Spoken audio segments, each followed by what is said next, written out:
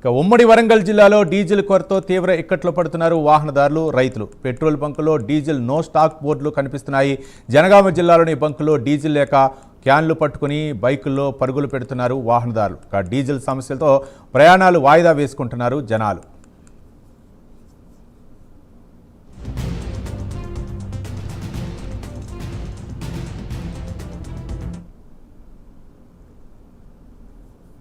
చిన్నపేట Gopal Nagar colony అక్కడ నుండి వస్తున్నా డీజిల్కి 10 బంకులు తిరిగినా డీజిల్ లేదు.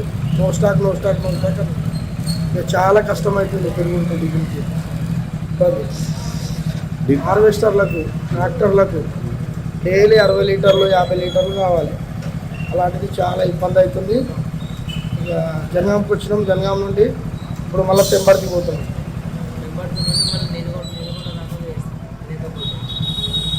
ఇబ్బంది అవుతుంది, రైతులకు కూడా ఇబ్బంది అవుతుంది. ఇది వాతావరణం నుంచి అందరూ భయపడతారు. డీజిల్ లేక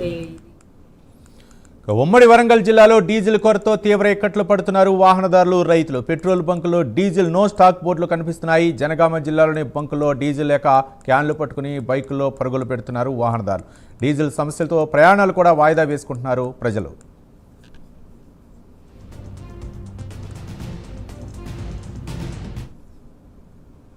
హైదరాబాద్తో పాటు నగర శివార్లోనూ పెట్రోల్, డీజిల్ కష్టాలు తప్పడం లేదు. పెట్రోల్ కొరతతో తీవ్ర ఇబ్బంది పడుతున్నారు జనాలు. రాజేంద్రనగర్ నియోజకవర్గం పరిధిలో తెరిచిన బంకుల దగ్గర భారీగా రద్దీ కనిపిస్తోంది. అయితే ఇంధన కొరతపై వాహనదారులు అసహనం వ్యక్తం చేస్తున్నారు. ఉద్యోగాలకు, అత్యవసర పనులపై బయటకు వెళ్లేవారు అనేక ఇబ్బందులు ఎదుర్కొంటున్నారు.